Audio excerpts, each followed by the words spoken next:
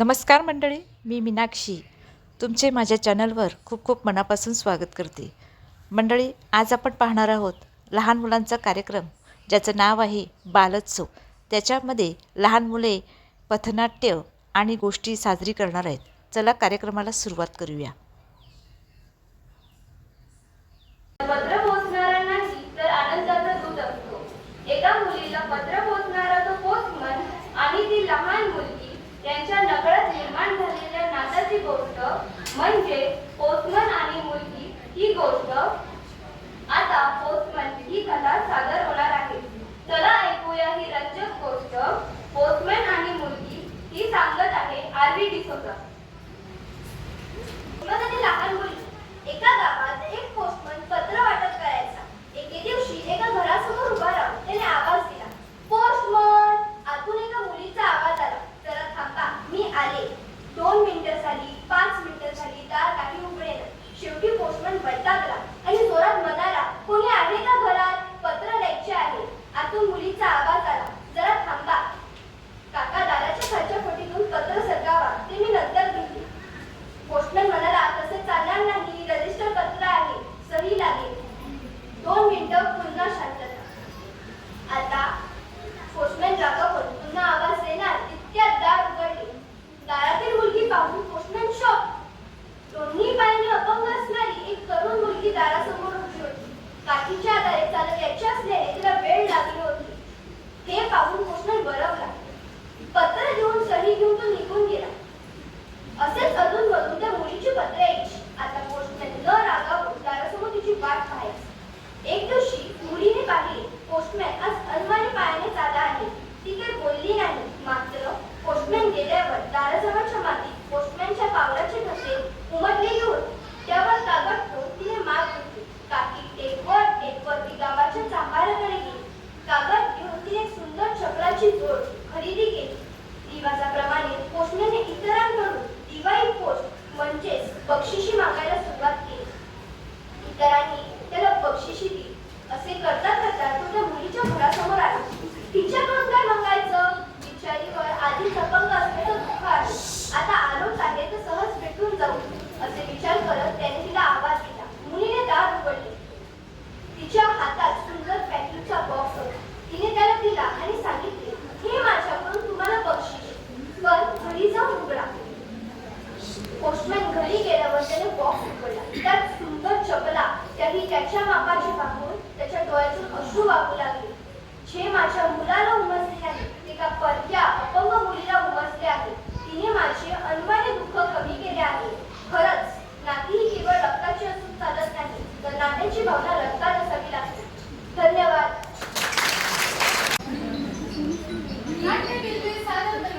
बोल मेरे आका, बोल मेरे आका. अरे ती मुलं काय करताय? मोबाईल मध्ये गुंतले. चला आपण यांचे मोबाईल नवीन खेळ खेळूया. हो, नवीन खेळ खेळूया. या या या या या या या या या समारते सर्वांनी या हो या या या. आज खेळूया खेळ वेगळा या या या.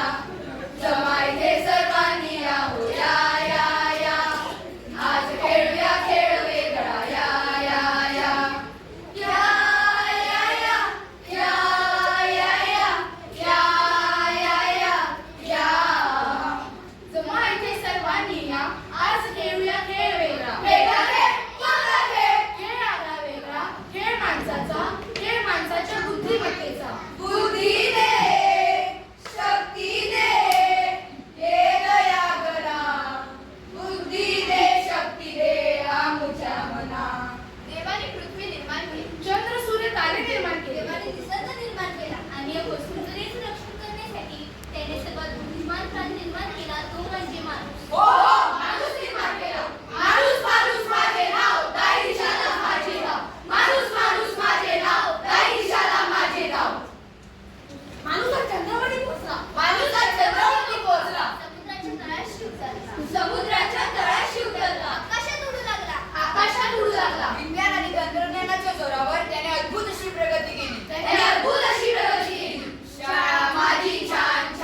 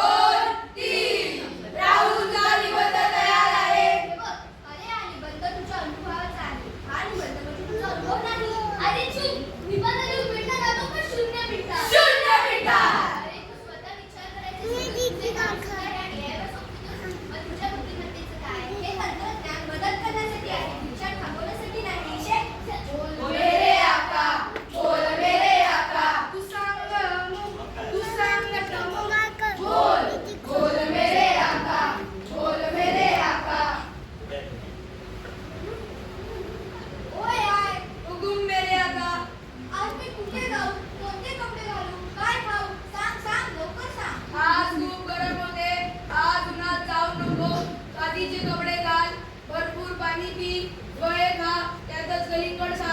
अरे अरे आई हे बघ, हे मला सर्व सांगते. अगं तू रोजच यायला विचारतेस, काय खावं, कुठे जावं, काय घालावं, काहीतरी स्वतः ठरव. अरे आई हे मला सर्व सांगते तर हे बघ.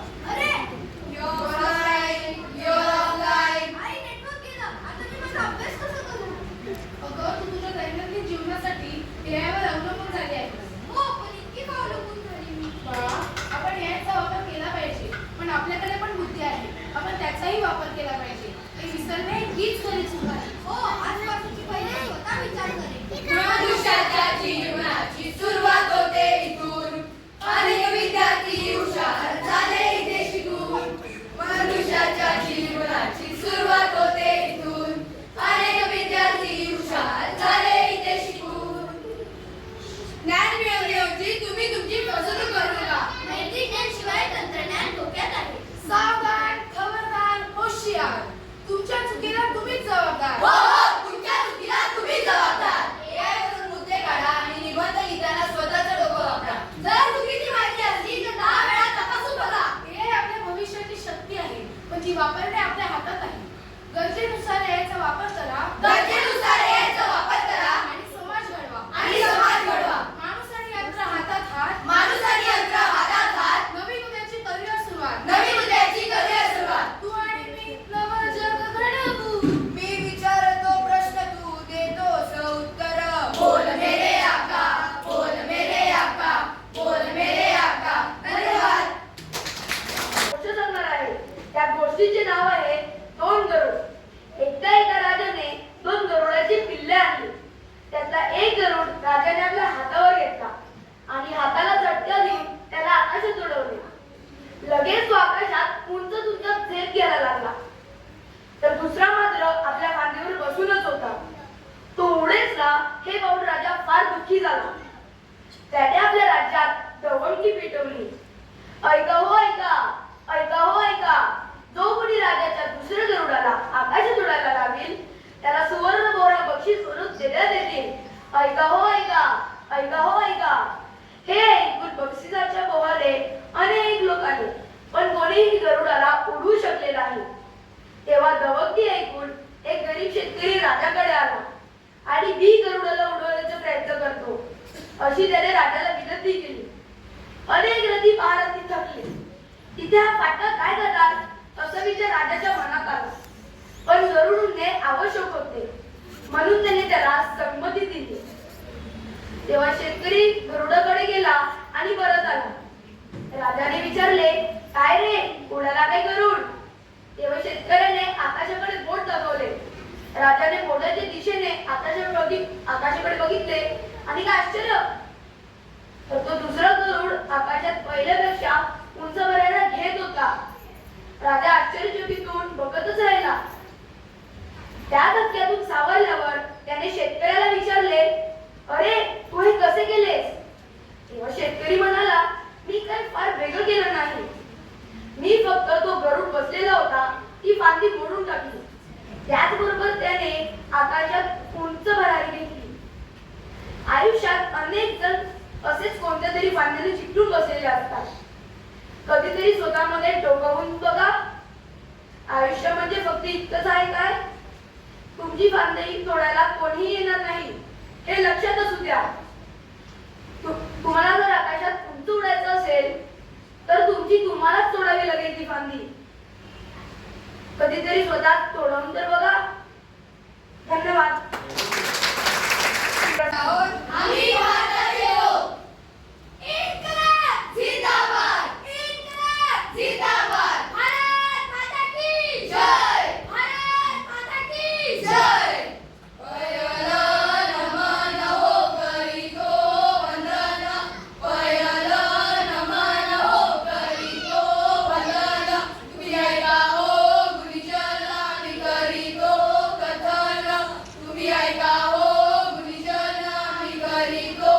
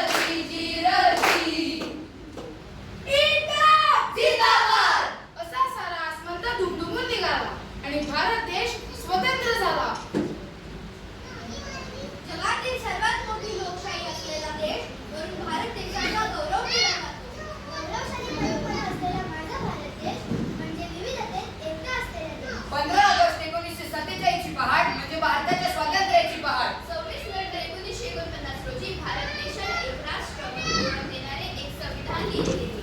26 जानेवारी 1950 रोजी भारतीय संविधान अंमलात आले. लोकांनी लोकांसाठी चालवलेली राज्य म्हणजेच लोकशाही उतरली. भारतीय लोकशाहीचं जी जी र जी जी र जी जी जी र जी जी र जी जी र जी. बघा रे बघा, नाटक बघा, आयांनो बघा, नाटक बघा, आयांनो बघा, नाटक बघा, लोकांनो बघा, नाटक बघा, नाटक बघा, नाटक बघा, नाटक बघा. हो. नाटक? कोणतं नाटक? कुठलं नाटक? कसलं नाटक? संविधान, संविधान. भारतीय संविधान. संविधान? काय आहे संविधान? काय म्हणजे संविधान? भारताचा प्राण आहे संविधान. भारताचा प्राण आहे संविधान. भारताचा प्राण आहे संविधान. भारताचा प्राण आहे संविधान. तयाला जाणून घेई घेई. तयाला जाणून घेई घेई. तयाला जाणता जाणशी स्वतःला. तयाला जाणता जाणशी स्वतःला. तयाला जाणता जाणशी स्वतःला. तयाला जाणता जाणशी स्वतःला. तव अस्तित्वाला अर्थ येईल. तव अस्तित्वाला अर्थ ए, येईल. चूप! एकच चूप! किती बोलतोस तू? आम्ही ठरवू तू कसं जगायचं. आम्ही ठरवू तू कसं वागायचं. आम्ही ठरवू तू काय खायचं, काय प्यायचं. काय लिहायचं, काय वाचायचं. आम्ही ठरवू तुझा धर्म. तुला सांग एकदा. तू हिंदू. तू मुस्लिम. तू ईसाई. तू या जातीचा, तू त्या जातीचा. तू या प्रांताचा, तू त्या प्रांताचा. तू या प्रांताचा, तू त्या प्रांताचा. ए! आदेश माझा, आदेश माझा याचे भान जरासे राहू द्या रे. जरासे राहू द्या. आदेश माझा आहे.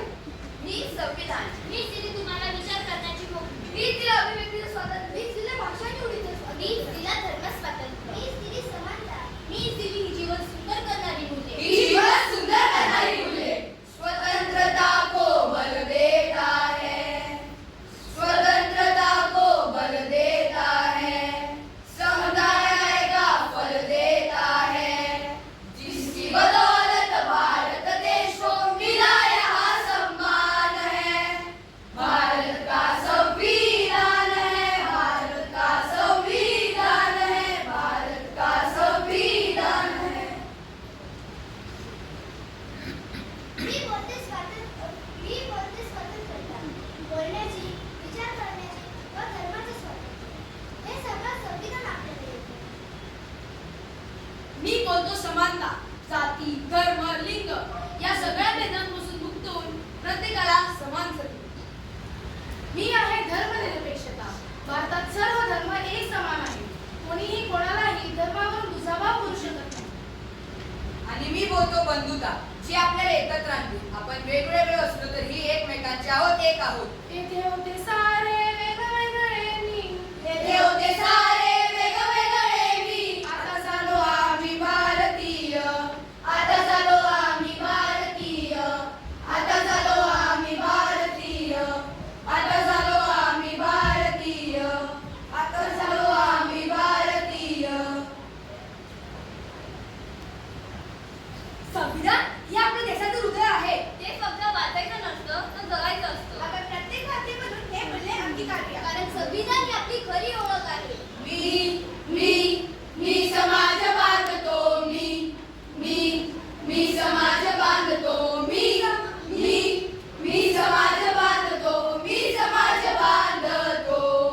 हो, मी, तू, आम्ही हा देश घडवत आहोत. हे करीत असताना आपल्या हक्काबरोबर आपण आपल्या कर्तव्याची जाणीव ठेवतो का?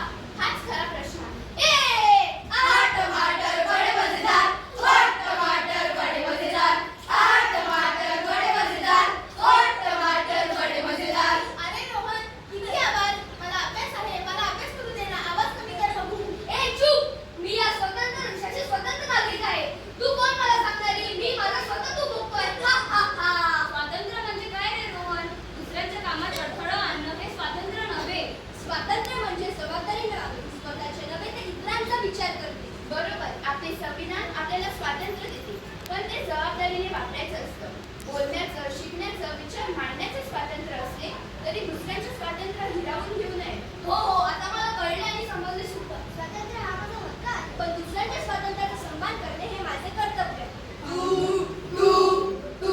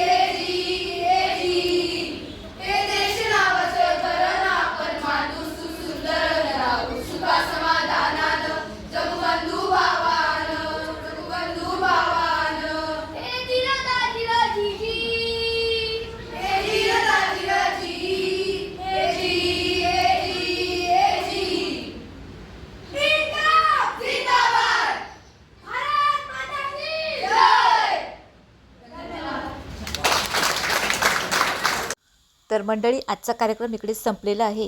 व्हिडिओ आवडला असेल तर लाईक करा, कमेंट्स करा आणि चॅनलला सबस्क्राईब नक्की करा.